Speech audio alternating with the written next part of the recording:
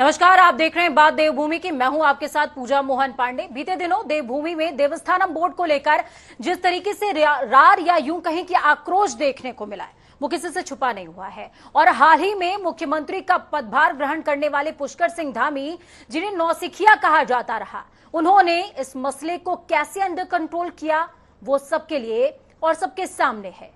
तो चर्चा आज इसी विषय पर कि अस्थायी समाधान, धामी की राह कितनी आसान।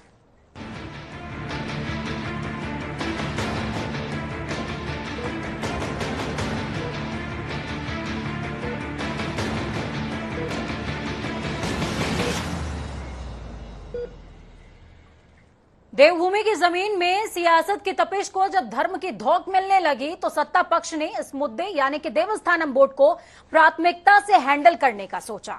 और इसी का परिणाम है कि शनिवार को सीएम के साथ वार्ता के बाद चार धाम तीर्थ पुरोहित हक हकूकधारी महापंचायत समिति ने 30 अक्टूबर तक के लिए आंदोलन को स्थगित कर दिया है। समाधान अस्थायी है लेकिन विपक्ष की नींद उड़ाने के लिए काफी। धामी लगातार गोल पर गोल कर रहे हैं, जो विपक्ष के लिए बड़ा सिरदर्द है। पर सवाल यह भी कि 30 अक्टूबर के बाद क्या, क्योंकि कुछ ऐसा हुआ है जो सरकार के किए कराए पर पानी भी फेर सकता है। तो आज चर्चा इसी विषय पर करेंगे, लेकिन उससे पहले सीएम धामी ने इस मीटिंग के बाद क्या कुछ कहा था वो सुनिए। नहीं, हमने हमसे कहा है कि कमेटी हमने उनकी बातों को सुनने के लिए ही बनाई है और ध्यानी जी उनकी बात सुनेंगे। उन्हीं के समाज के बीच में से आते हैं, उन्हीं के बीच में उन्होंने पूरे जीवन भर काम किया है। कोई अगर इसमें कम्युनिकेशन गैप है तो हम लोग उसको दूर करेंगे और पहले कमेटी पूरी बात सुनेगी, उसके बाद सरकार को उस पर निर्णय लेना है। आज हमने उनसे अनुरोध किया है कि सभी लोग जो है और सब लोग, क्योंकि हमारी सरकार पूरी तरह से जो है उसमें गंभीर है। हम चाहते हैं कि चारधाम यात्रा भी चले, उसको लेकर हमने। युवा किसी भी राज्य या किसी भी राष्ट्र का निर्माता होता है। महंत शिवानंद हैं, राष्ट्रीय अध्यक्ष अखिल भारतीय युवा साधु समाज से हरिद्वार में मीटिंग हुई और इस मीटिंग के बाद क्या कुछ बोलते नजर आ रहे हैं, यही ट्विस्ट है इस पूरे विषय का। सुनिए इन्हें। हमारी मांगों को लेकर देवस्थानम बोर्ड को रद्द नहीं करती है तो आगे हम आंदोलन करने के लिए हम विवश होंगे और हम आंदोलन का प्रारंभ हरिद्वार से करेंगे। और हरिद्वार से एक बड़ा आंदोलन हम यहाँ से 30 दिन की मोहलत दी है हम लोगों ने। 30 दिन के अंदर अगर ये लोग नहीं मानते हैं, नहीं रद्द करते हैं, तो फिर हरिद्वार से आंदोलन शुरू होगा और पूरे प्रदेश में होगा और प्रदेश से शुरू होते होते वो पूरे देश भर में आंदोलन किया जाएगा। तो चलिए चर्चा पर स्विच करते हैं। चर्चा को अहम बनाने के लिए हमारे साथ गेस्ट मौजूद हैं। ब्रजेश सत्ती, प्रवक्ता हैं आप चार धाम महापंचायत के, और आप इस मीटिंग में भी मौजूद थे। ब्रजेश जी, बहुत बहुत स्वागत है आपका। रविंद्र आनंद थोड़ी देर में हमारे साथ में जुड़ जाएंगे। मथुरा दत्त जोशी जी, महामंत्री हैं कांग्रेस के, हमारे साथ में जुड़े हुए हैं। मथुरा दत्त जी, बहुत बहुत स्वागत है आपका। नवीन ठाकुर हमारे साथ में जुड़े हुए हैं, भाजपा के प्रवक्ता हैं आप। सबसे पहले शुरुआत करेंगे ब्रजेश सत्ती जी से। ब्रजेश जी, संतुष्ट नजर आ रहे हैं आप? कल सीएम के साथ में मीटिंग हुई, उस मीटिंग में आप भी मौजूद थे। क्या लगता है कि हल निकलेगा? मैं इस मीटिंग में मौजूद जी। हल तो सरकार को निकालना ही पड़ेगा, क्योंकि अपनी बात को विस्तार देने से पहले मैं यहाँ बता देना चाहता हूँ कि जनता टीवी के माध्यम से जो लोग देख रहे हैं अभी हम लाखों लोग, कि राज्य सरकार के काबीना मंत्री जो शिक्षा मंत्री हैं अरविंद पांडे ने कल खुद तीर्थ पुरोहितों के सामने और जो पूरे अधिकारी थे, ब्यूरोक्रेट्स थे, उनके सामने स्वीकार कर लिया है कि जिस कैबिनेट ने देवस्थानम प्रबंधन बोर्ड को पारित किया, उस कैबिनेट का मैं भी एक सदस्य था और मैं उपस्थित सभी तीर्थ पुरोहितों से दोनों हाथ जोड़ के क्षमा याचना करता हूं कि हमसे ये बहुत बड़ी गलती हुई है और मैं इसके लिए खेद प्रकट करना चाहता हूं। तो यही बात शिक्षा मंत्री की बहुत कुछ साफ कर देती है कि आखिर सरकार के जो कैबिनेट मंत्री थे, आज तक सरकार के जो प्रवक्ता हैं, संगठन के लोग हैं, सतपाल महाराज खुद जो संस्कृति मंत्री हैं, बार बार ये कहते रहे हैं कि ये एक्ट बिल्कुल बढ़िया है, तीर्थ पुरोहितों के हित में है, यात्रियों के हित में है। लेकिन अब बीजेपी और सरकार को यह पता चल गया है कि वाकई में ये एक्ट जो है जल्दीबाजी में लिखी गई स्क्रिप्ट थी, बिना अध्ययन के हमने इस एक्ट को बनाया। ये तो एक पहली बात है। दूसरी बात जो है, जो इन्होंने ये हाई पावर कमेटी बनाई है, ये हाई पावर कमेटी से भी हमें बहुत ज्यादा उम्मीदें नहीं है। और हमारा जो ये धरना प्रदर्शन आंदोलन है, केवल ये 30 अक्टूबर तक स्थगित रखा गया है। ये केवल सरकार को राहत है कि वो 30 तारीख अक्टूबर तक इस देवस्थानम प्रबंधन एक्ट को वापस ले ले। अगर 30 अक्टूबर तक बोर्ड वापस नहीं हुआ, ब्रजेश सत्ती जी, मैं आपके पास लौटती हूँ। नवीन जी को स्विच करती हूँ मैं। नवीन जी, प्रेम भरी चेतावनी है, 30 अक्टूबर तक का अल्टीमेटम है, अस्थायी समाधान ही इसको समझिए।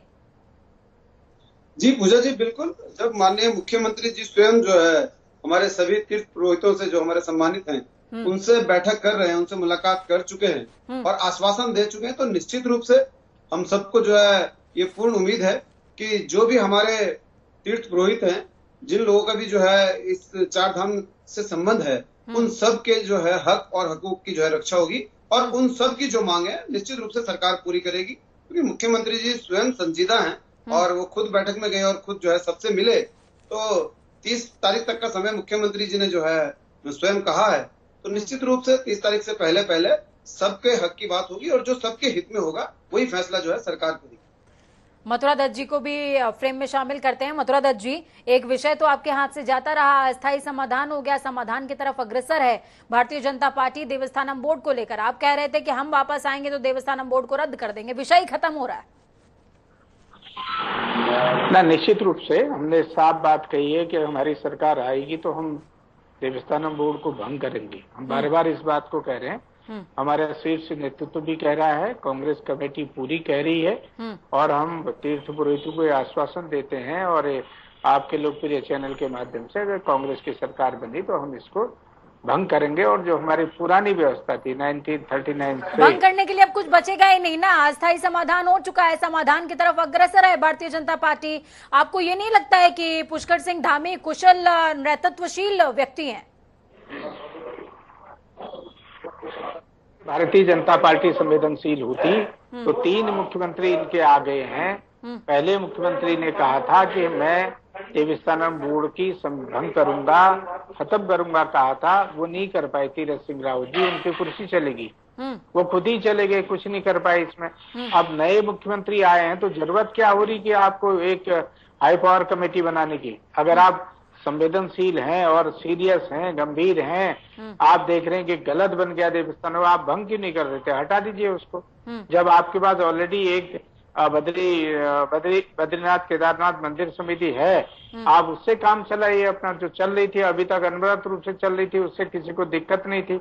आपने तीर्थ पुरोहितों के हक हकूक में डाका डाल दिया, उनके हक हकूक खत्म कर दिए। लेकिन अभी तो जो मीटिंग हुई है जो मथुरा दत्त जी, उसमें तो साफ तौर पर मुख्यमंत्री ने कहा ना कि हक हकूक प्रभावित नहीं होंगे।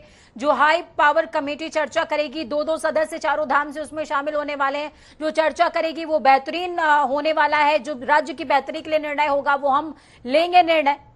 इससे संतुष्ट नजर नहीं आ रहे हैं आप? एक बात का तो पता लगाइए, मुख्यमंत्री तो कह रहे हैं कि हाई पावर कमेटी बना दी।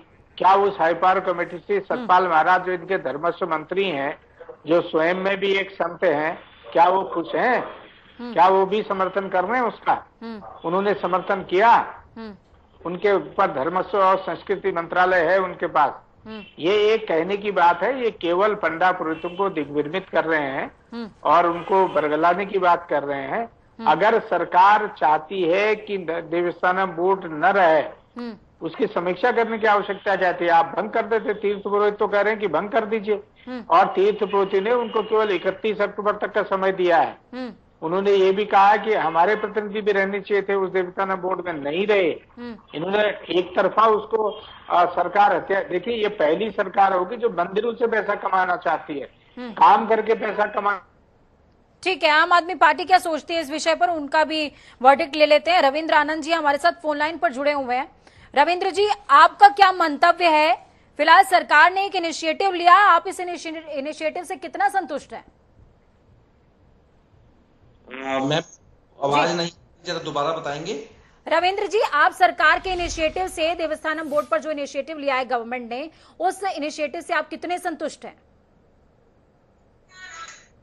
हाँ, देखिए, ऐसा है कि ये जो पूरा प्रकरण है, बहुत समय से ये मामला चल रहा है और इस पर जो पंडा पुरोहित समाज है कई बार अपनी आवाज को उठा चुके हैं, लेकिन मुझे ऐसा लगता है कि सरकार द्वारा सिर्फ ये हम ये कह सकते हैं कि चुनाव को देखते हुए एक मैनेजमेंट करने की कोशिश की जा रही है, उसके अलावा कुछ नहीं है।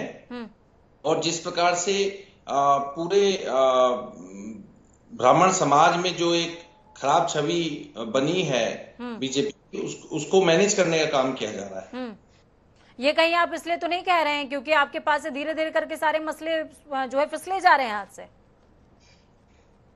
आपकी आवाज मैं ये कह रही हूँ रविंद्र जी कि कहीं आप इसलिए तो नहीं कह रहे हैं क्योंकि आम आदमी पार्टी और विपक्ष के हाथ से धीरे धीरे करके तमाम मसले फिसले जा रहे हैं?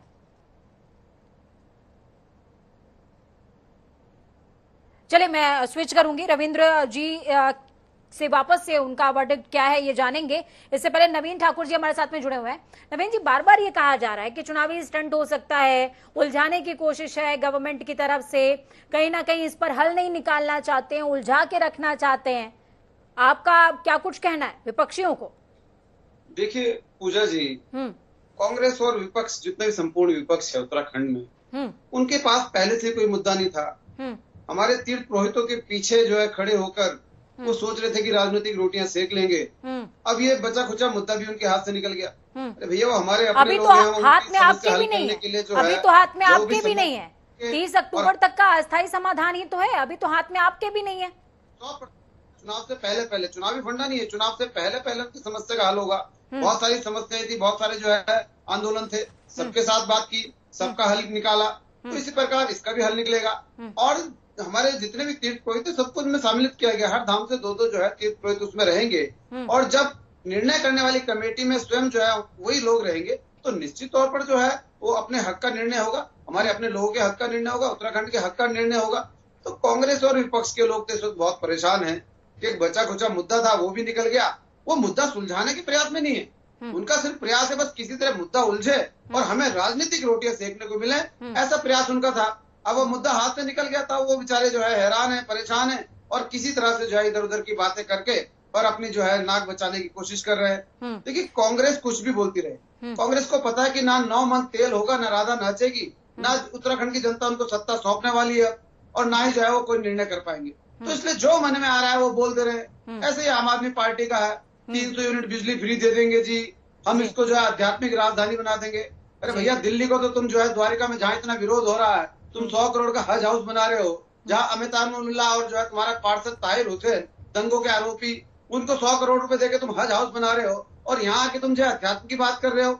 नंदा देवी पर्वत तुम्हें जो है कूड़े का ढेर दिखता है। तो तुम जो है ये दोगलापन, ऐसा नहीं है। आजकल तो मीडिया का जमाना है, हर खबर जो है आप लोग दिखा देते हैं, दिल्ली में क्या हो रहा है, उत्तराखंड में क्या हो रहा है। तो यहाँ आकर अगर जो है झूठी बयानबाजी करके या इधर उधर की बात करके उत्तराखंड की भोली वाली जनता को बहलाने की, बरगलाने की कोशिश करेंगे तो नहीं होगा। उत्तराखंड की जनता, देवतुल्य जनता समझदार है, वो जानती है कि कौन हमारे हक में है, कौन जो है हमारे लिए सही कार्य कर रहा है और कौन जो है हमें केवल बहका रहा है और बरगला रहा है।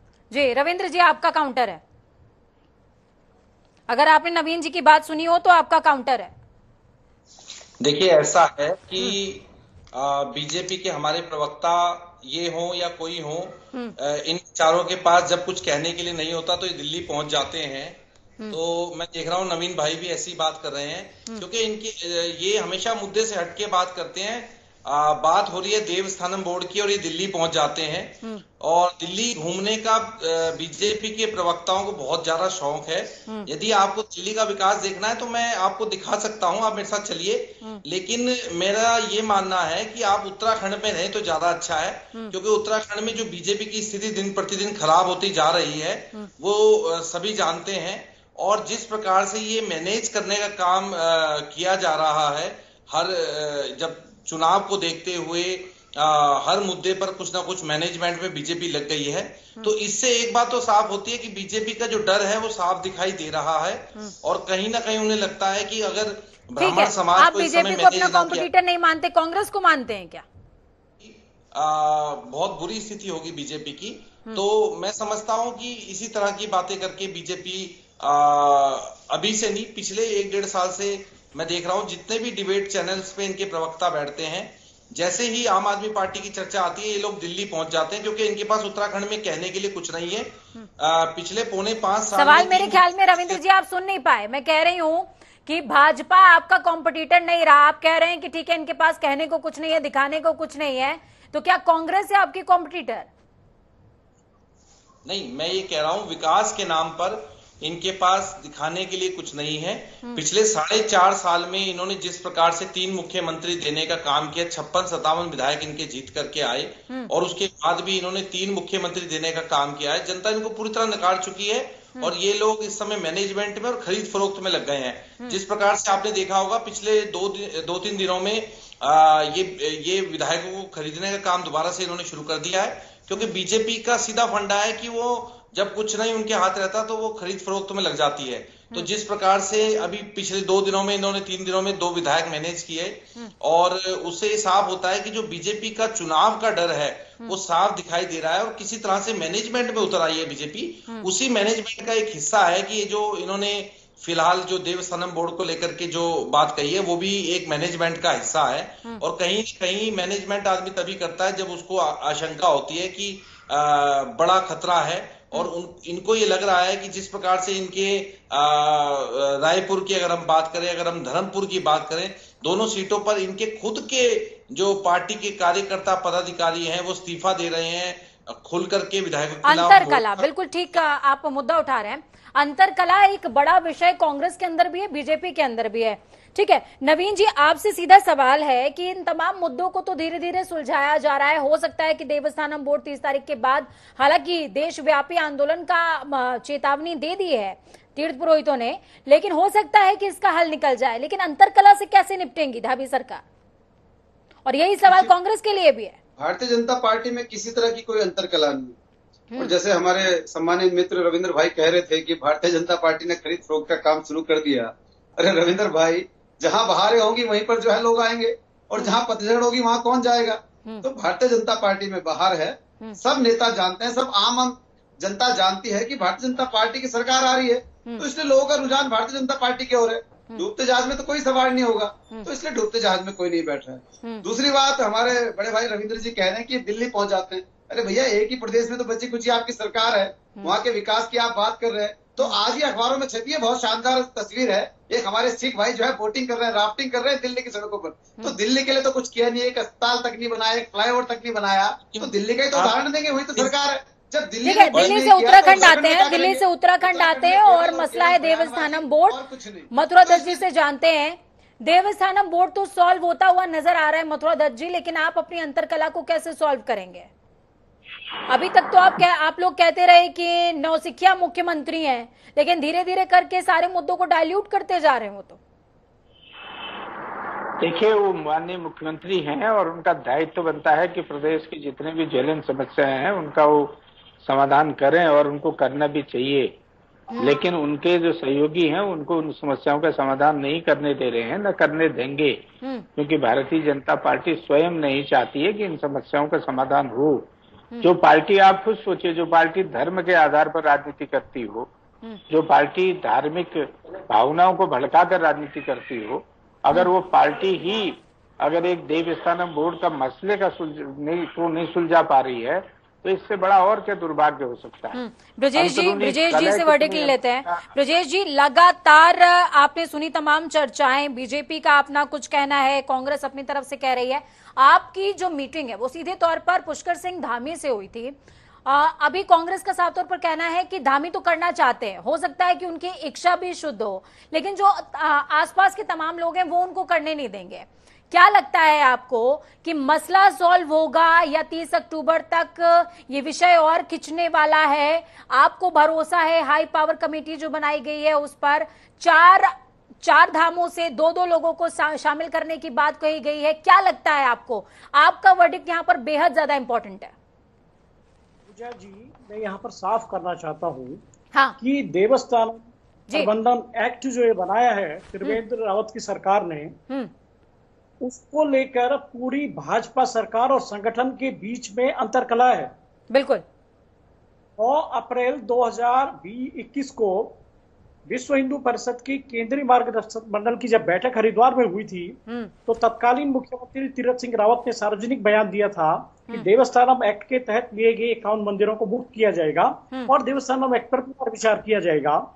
और इसके बाद 8 जून को संस्कृति मंत्री और जो देवस्थानम बोर्ड के उपाध्यक्ष भी है सतपाल महाराज ने स्टेटमेंट दिया कि बोर्ड पर पुनर्विचार नहीं किया जाएगा। तो यहाँ पर इनके बीच का अंतरकलह सामने आया। अभी मुख्यमंत्री की ओर से पहल की गई थी वार्ता के लिए, और 11 तारीख की जो कल की हमारी वार्ता निश्चित थी, उससे पहले 10 तारीख को यहाँ की मीडिया में, प्रिंट मीडिया में सतपाल महाराज का बयान आया कि देवस्थानम बोर्ड की वापसी की संभावना है। इसी दौरान आप लोगों ने सतपाल महाराज का पुतला भी फूका।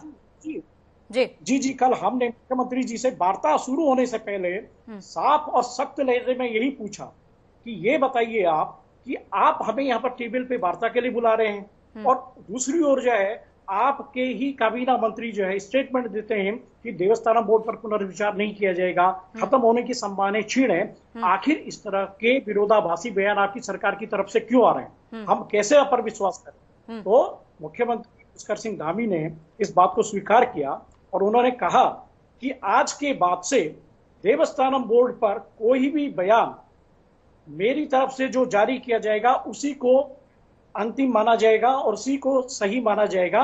इसके अलावा मेरी कैबिनेट या मेरी पार्टी की ओर से कोई भी देवस्थानम एक्ट पर कोई बयान दिया जाता है, आप उस पर बिल्कुल भी उस पर दबाव पे नहीं आइए और आप उसको स्वीकार नहीं कीजिए। एक बात। दूसरी बात, अभी भाजपा के प्रवक्ता नवीन जी कह रहे थे कि कांग्रेस या अन्य राजनीतिक दल देवस्थानम बोर्ड पर रोटियां सेक रहे हैं। तो नवीन जी, 22 महीने बाद आपको ये याद आया कि ये दोनों दल जो या अन्य दल हैं वो राजनीतिक रोटियां सेक रहे हैं।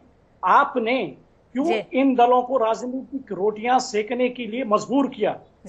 आपने ये क्यों नहीं चिंता जाहिर की? आपके संगठन ने, आपके आरएसएस के जो प्रमुख हैं मोहन भागवत जी से हमने 5 अप्रैल इसी वर्ष 2021 को हरिद्वार में भेंट की थी और 15 मिनट तक हमारी वार्ता हुई थी। मैं खुद मेरी अगुवाई में मिले थे और मोहन भागवत जी ने दोनों हाथ जोड़ करके हमसे आग्रह किया था कि बिल्कुल जो एक्ट बना है ये गलत है और हम सरकारी स्तर पर मंदिरों के इसके फेवर में नहीं है। और उसके बाद जो है विश्व हिंदू परिषद के जो केंद्रीय संरक्षक हैं डॉक्टर दिनेश जी, हमारी उनसे वार्ता हुई थी और उसके बाद 9 तारीख को तीरथ सिंह रावत ने पुनर्विचार की बात कही थी। आप ये बताइए मुझे कि चारों धामों में कि पूजा अर्चना, वहां भजन कीर्तन होने थे, आपने 22 महीनों तक वहां पर क्यों तीर्थ पुरोहितों को धरना प्रदर्शन और नारे लगाने के लिए बाध्य किया?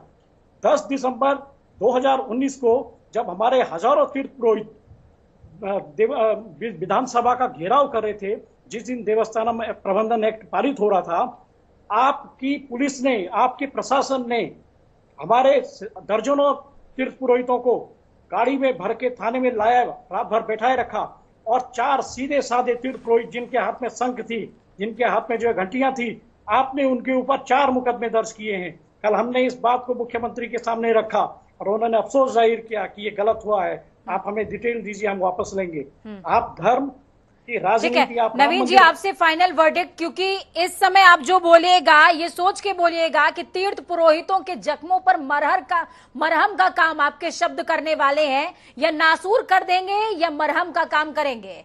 तो आपका फाइनल वर्डिक्ट। बिल्कुल भी नासूर वाली कोई बात ही नहीं है। अभी सतीश जी ने खुद कहा कि माननीय मुख्यमंत्री स्वयं कह चुके हैं। देखिए पूजा जी, अगर कोई एसएसपी किसी काम को करता है और डीजीपी उसको जो है फाइनल कर देगा तो एसएसपी की बात नहीं मानी जाएगी, डीजीपी की बात मानी जाएगी। तो इसी प्रकार अगर जो है सतपाल महाराज जी ने कुछ कहा और मुख्यमंत्री ने जो है उनकी बात को हटा के अपनी बात रखी, तो 100% माननीय मुख्यमंत्री जी ही जो है हमारे इस वक्त सरकार के मुखिया हैं और वही सर्वोच्च नेता है। तो जो वो कहेंगे वही सत्य होगा। तो इसलिए मेरा सभी तीर्थ पुरोहितों से अनुरोध है कि आप जो है माननीय मुख्यमंत्री जी कुछ कहना चाह रहे हैं, कुछ कहना चाह रहे हैं। आपके सभी हक हकूकों को जो है बहाल करेंगे और आपके साथ बिल्कुल भी कोई सौतेला व्यवहार नहीं होगा। किसी भी तरह के जो है आपके साथ जो आप लोगों की मांगे उनको 100% मांगने का टाइम बहुत कम है। जी पे और देखिए आप सब जितने भी हमारे लोग हैं, नवीन जी, आप लोगों के पास आशीर्वाद लेने आते हैं। हमें आपकी सरकार और आपके संगठन को यह बताना चाहता हूँ कि ये केवल 30 अक्टूबर तक ये राहत है आपको, लेकिन एक्ट वापस नहीं हुआ। नवीन जी, ब्रजेश जी को सुन लीजिए। नवीन जी, 30 अक्टूबर तक केवल आपको राहत है, 30 के बाद आपकी आफत शुरू हो जाएगी अगर एक्ट वापस नहीं हुआ, क्योंकि दीपावली के दिन अखिल भारतीय युवा साधु समाज और चारों धामों के तीर्थ पुरोहित यदि एक्ट वापस नहीं हुआ तो अपने अपने घरों में, मठों में, मंदिरों में, चारों धामों में अंधेरा करके अपना विरोध दर्ज करेंगे। और उसके बाद नवंबर के प्रथम सप्ताह में हरिद्वार से अखिल भारतीय साधु समाज, चारों धामों के तीर्थ पुरोहित, अखिल भारतीय जो है ब्राह्मण सभा, हम सब मिलकर के जो है देशव्यापी आंदोलन चलाएंगे, प्रदेश व्यापी नहीं। हम उत्तर प्रदेश के चुनावों को आप चारों का ही बहुत शुक्रिया हमारे साथ जुड़ने के लिए, इस चर्चा को बेहद खास बनाने के लिए। आपने देखा, सुना और समझा। 2.5 महीने की सरकार है पुष्कर सिंह धामी की, और जो बड़े बड़े मुद्दे हैं वो धीरे धीरे सुलझते हुए नजर आ रहे हैं। कितने सुलझ पाते हैं ये 30 अक्टूबर के बाद पता चलेगा, क्योंकि देवभूमि का सबसे बड़ा मुद्दा अगर कोई है तो वो है देवस्थानम बोर्ड। साफ तौर पर तीर्थ पुरोहित चेतावनी दे रहे हैं कि राहत सिर्फ 30 अक्टूबर तक की है, इसको परमानेंट मत समझ लीजिए, इसके बाद हुंकार होगी। वक्त यहाँ पर छोटे से ब्रेक का, ब्रेक के उस पार खबरों का सफर लगातार जारी। बने रहिए जनता टीवी के साथ, क्योंकि हमें आपकी ताकत। अपना और अपनों का बहुत ज्यादा ख्याल रखिए। नमस्कार।